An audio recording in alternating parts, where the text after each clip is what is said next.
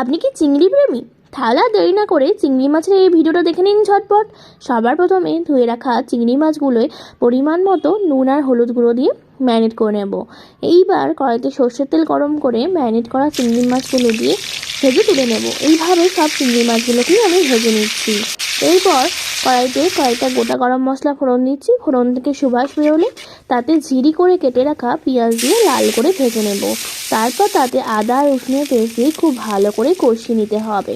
তারপর তাতে সব গুঁড়ো মশলাগুলো অ্যাড করে সব কিছু আরেকবার কষিয়ে নিতে হবে। তারপর তাতে পরিমাণ মতো জল অ্যাড করতে হবে, দিয়ে ভেজে রাখা চিংড়ি মাছগুলো দিয়ে 5 মিনিট ফুটিয়ে নিতে হবে। শেষে অল্প একটু পোস্ত বাটা দিয়ে নেড়ে চেড়ে দিতে হবে, আর একদম শেষে একটু গরম মশলার গুঁড়ো মিশিয়ে নেড়ে ঘেটে দিলেই রেডি চিংড়ি বাহার। তারপর গরম ভাতে শুধু সার্ভ করলেই হবে।